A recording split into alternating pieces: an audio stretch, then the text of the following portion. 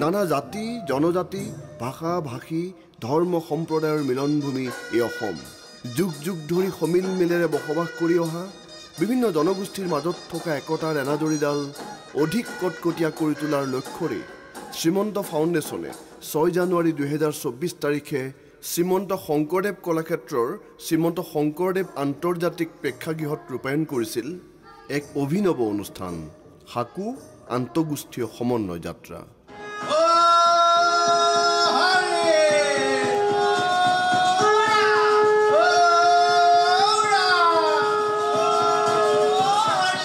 আন্তঃগোষ্ঠীয় সমন্বয় যাত্ৰাৰ এই সন্ধিয়াটোলৈ আমি শ্ৰীমন্ত ফাউণ্ডেশ্যনৰ ফালৰ পৰা আপোনালোক সবাতিলৈকে সাদৰ স্বাগতম জনাইছোঁ।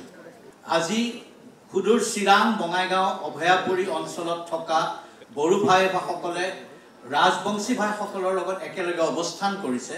তেওঁলোকৰ কেতিয়াবা সামাজিক জীৱনত থাকোঁতে কিছুমান পাৰ্থক্য থাকিব পাৰে সামাজিক জীৱন যাপনৰ, কিন্তু সাংস্কৃতিকভাৱে তেওঁলোকে ইজনে ইজনৰ গীত মাত নাচ কথা বাৰ্তা ইত্যাদি শিকিছে আৰু সেইবিলাক শিকোঁতে তেওঁলোকৰ মাজত এখন সাকু নিৰ্মাণ হৈছে। ফুলনিত এতিয়া অনা মিচিঙে বৰুৱা কলিতা শইকীয়া গগৈ গোস্বামীয়ে গৈ পেলাই মিচিং ভাষাত গীত গাইছে, নাচিছে, কথা পাতিছে আৰু এইবোৰ কৰিবলৈ যেতিয়া চলি থাকিল গোটেই কাৰবাৰটো যোৱা জুলাই মাহৰ পৰা আজিকালি অনা মিচিং মানুহে মিচিঙে ঘৰত সোমাই গৈ পেলাই ঐ আই মোলৈ চাহ একাপ দে না বুলি মিচিং ভাষাত কয়গৈ, যিটো মই ক'ব নোৱাৰোঁ।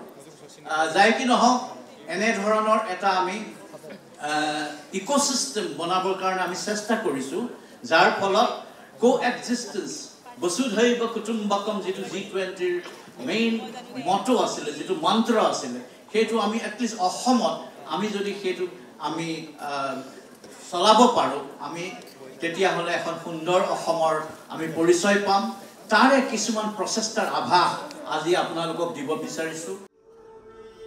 মহাপুৰুষ শ্ৰীমন্ত শংকৰদেৱে ৰচনা কৰা কীৰ্তন ঘোষাৰ দৰে মহাপুৰুষ শ্ৰী শ্ৰী মাধৱদেৱ বিৰচিত নামঘোষাও আমাৰ থাপনাৰ পুথি।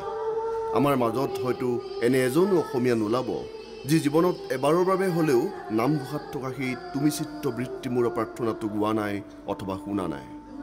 অনুষ্ঠানৰ আৰম্ভণিতেই অসমীয়া বড়ো মিচিং ৰাভা চাদ্ৰী আৰু হিন্দী ভাষাত পৰিৱেশন কৰা হৈছিল আমাক সকলোকে আধ্যাত্মিক চেতনাৰ উদ্বেলিত কৰা সেই প্ৰাৰ্থনা।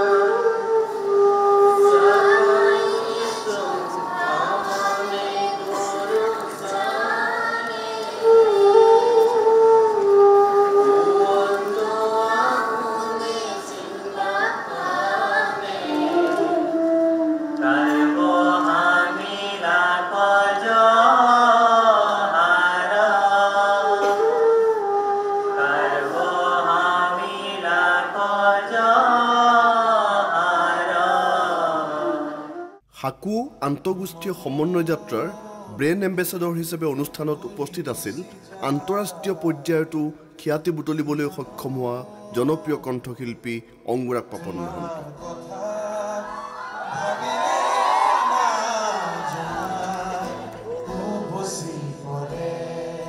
নিজস্ব ভাষা সংস্কৃতি পৰম্পৰাৰে সমুজ্জ্বল বড়োসকল বৃহত্তৰ অসমীয়া জাতিৰ এক অভিন্ন অংগ।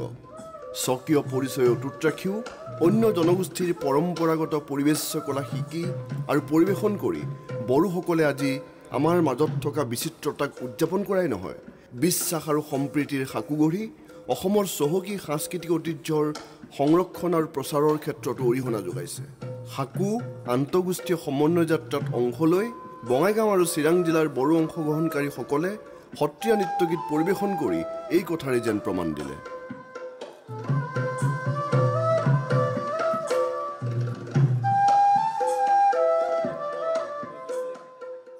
Khulumbai, ani munga Sanjana Brahma. Hi sir, such a big fan. আপনি বলিউডৰ সং গায় আৰু অসমীয়া গানটো গায়ে আপোনাৰ গান আমি শুনি আহিছোঁ এতিয়া আহাতেও আপোনাৰ গানে শুনি আহিছোঁ so it will be we will be glad if you performed here one বৰগীত আপুনি এটা বৰগীত গাই দিয়ক প্লিজ আমি নাচিব বহুত ইচ্ছা আছে আপোনাৰ বৰগীতত जो पदा राजा परखी कलिता जो पदा राजा परखी कलिता ओ गतिरा गति हुई हे बहु भज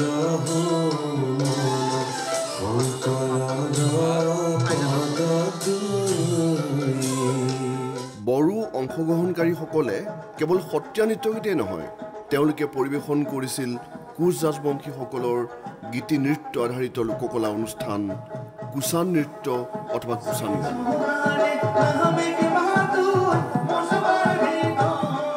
চবকে আকৌ মই বহুত ধন্যবাদ জনাইছোঁ বিৰাট ধুনীয়া হৈছে মই তাকে হস্পিটেলত বহি আছিলোঁ কথা পাতিছোঁ as we go as the Brahmaputra flows এতিয়া আমি দক্ষিণৰ ফালে গ'লো লাহেকে ৰং বদলি গৈ আছে দিনে দিনে খুশিয়া পৰিবে ৰঙ্গিলা ডালানেৰ মাটি গোসাই জি কোন ৰঙে অসমৰ ভৈয়ামত বাস কৰা জনজাতিসমূহৰ ভিতৰত অন্যতম মিচিংসকলৰ প্ৰধান কৃষি নৃত্য হৈছে গুমৰাগ মাজুলীৰ ফুলনি আৰু তাৰ দাঁতিকাষৰীয়া অঞ্চলৰ একাংশ অনামিচিঙে মিচিংসকলৰ এই নৃত্য গীত শিকি পৰিৱেশন কৰিছিল সাকু আন্তঃগোষ্ঠীয় সমন্বয় যাত্ৰাৰ মঞ্চ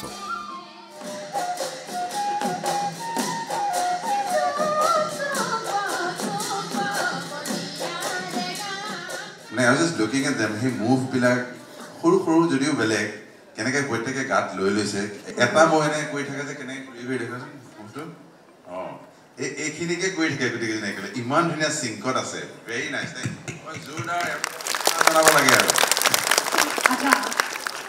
আমাৰ মাজুলীৰ পৰা আপোনালৈ এটি অনুৰোধ আপুনি আমাক এটি মিচিং গীত গাই শুনাব লাগিব আজি নিশ্চয় পাপনা নিশ্চয় আজি মোৰ পৰীক্ষা হৈছে নে মই ইয়াত চেলিব্ৰেট কৰিব আহিছিলোঁ মই বুজিয়ে পোৱা নাই আচলতে চেলিব্ৰেশ্যন এটা আহিছিলোঁ ঘাম এতিয়া মই কিবা নাচিলে গালে মোৰ ভয় লগা হৈছে তাত বহি বহি ওই আসি জিলি ওই জিলিকো মিক্সি জিলি জিলিকো মিক্সি জিলি জিলিকো আসি জিলি পিনকো মকমানাং মজনাই মিক্সি জিলি পিনকমা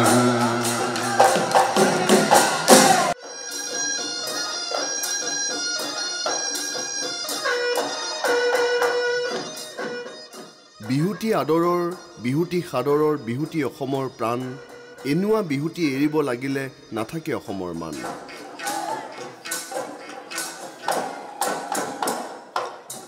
অসমীয়া সংস্কৃতিৰ অভিন্ন অংগ সমূহীয়া লোকনৃত্য বিহু বুলি ক'লেই প্ৰতি অসমীয়াৰ মন প্ৰাণ নাচি উঠে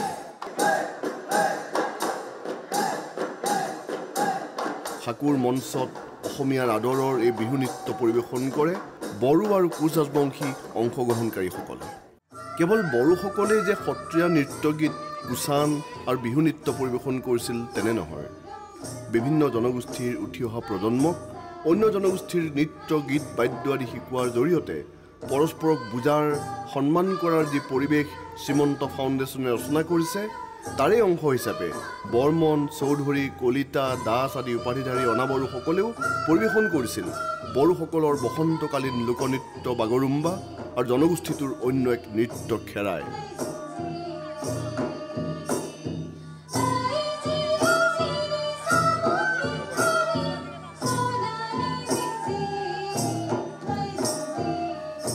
মহিমামণ্ডিত উপস্থিতিৰে অনুষ্ঠানটিৰ সৌষ্ঠৱ বৃদ্ধি কৰাৰ লগতে সকলোকে অনুপ্ৰাণিত কৰে অৱসৰপ্ৰাপ্ত IFS G20 মুখ্য সমন্বয়ক ৰাষ্ট্ৰদূত শ্ৰী হৰ্ষবৰ্ধন শৃংলাদেৱ GOC in C eastern command lieutenant general Rana Pratap কলিতাদেৱ BTRৰ মুখ্য কাৰ্যবাহী সদস্য প্ৰমোদ বড়োদেৱ, অসম চৰকাৰৰ মন্ত্ৰীদ্বয় বিমল বৰাদেৱ আৰু পৰিমল শুক্লবৈদ্যদেৱ, অসম সাহিত্য সভাৰ সভাপতি সূৰ্যকান্ত হাজৰিকাদেৱকে প্ৰমুখ কৰি কেইবাগৰাকী বিশিষ্ট ব্যক্তি।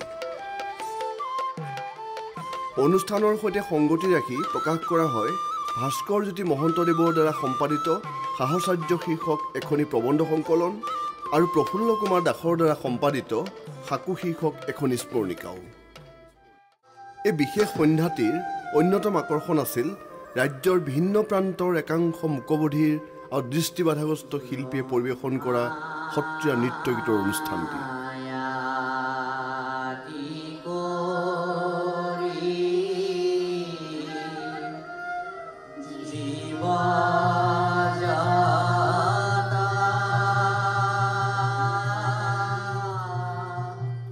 গুৰুজনাই দি থৈ যোৱা অপূৰ্ব সাংস্কৃতিক উপাদান, নৃত্য, গীত, বাদ্য আদিৰ চৰ্চা সকলোৰে মাজত হোৱাৰ প্ৰয়োজনীয়তা উপলব্ধি কৰিয়েই শ্ৰীমন্ত ফাউণ্ডেশ্যনে কেইবামাহজোৰা প্ৰশিক্ষণৰ জৰিয়তে এই মুকবধিৰ আৰু দৃষ্টিবাধাগ্ৰস্ত শিল্পীসকলক সাজু কৰি তুলিছিল। গীত বাদ্যৰ মাত শুনিবলৈ অপাৰগ মুকবধিৰ শিল্পীসকলে কিদৰে তাল লয় আদি মানি চলি নৃত্য পৰিৱেশন কৰিব, সেয়া আছিল সকলোৰে বাবে কৌতূহলৰ বিষয়।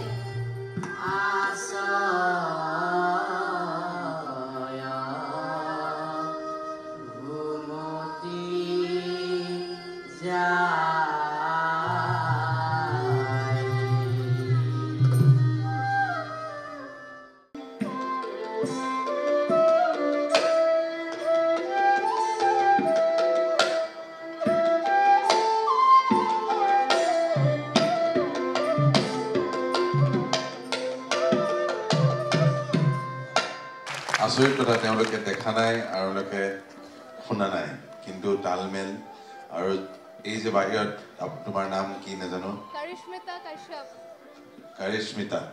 কাৰিশ্মিতাই তাৰ পৰা দেখুৱাই আছে তেওঁলোকক কেনেকে নাচিব লাগে। কাৰিশ্মিতাৰ কাৰণে হাত চাপৰি বজাই দিব, অংকুৰৰ কাৰণে উৎসাহ দিব, সি যিখিনি কৰি আহিছে আকৌ এবাৰ হাত চাপৰিৰে। আৰু যিয়ে নাচিছে তেওঁলোকে তালিটো দেখাত বুজি নাপায়, গতিকে এনেকে কৰিব লাগে, এনেকে কৰক, তেওঁলোকে ভাল পাব। তেওঁলোকে ভাল পাইছে, আপোনালোকে যে শলাগিছে আৰু তেওঁলোকক ভাল পাইছে। সঁচাকে বিভিন্ন ধৰণৰ হ'ল আজি, মানে ভবা নাছিলোঁ এনেকুৱা হ'ব, এইটো পৰিৱেশ হ'ব। আমি সকলোৱে ধন্য চাগে যে এটা সন্ধিয়াত এনেকে ইমানবোৰে মিলি সঁচাকে সাকু আৰু মৰমৰ এনাজৰী ইজনে সিজনৰ লগত আমি এক হৈ গৈছোঁ গোটেইবোৰ আজি।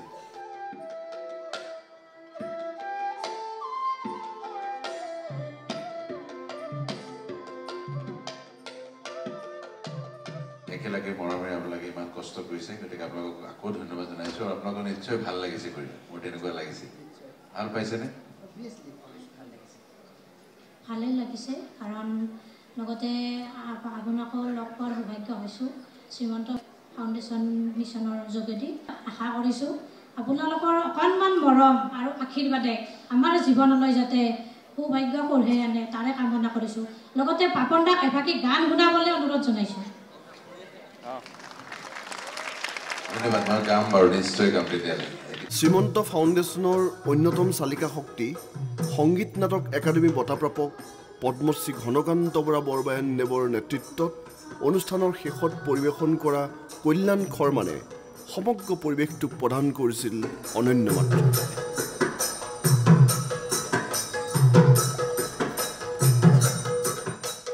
শেষ হৈও শেষ নোহোৱাৰ দৰে যেন আছিল অনুষ্ঠানটি। একেবাৰে শেষত শ্ৰোতাৰ অনুৰোধ মৰ্মে হাতত গীটাৰ লৈ ব্ৰেণ্ড এম্বেচাডৰ অংগৰাগ পাপন মহন্তই গাইছিল কেইবাটিও জনপ্ৰিয় গীত।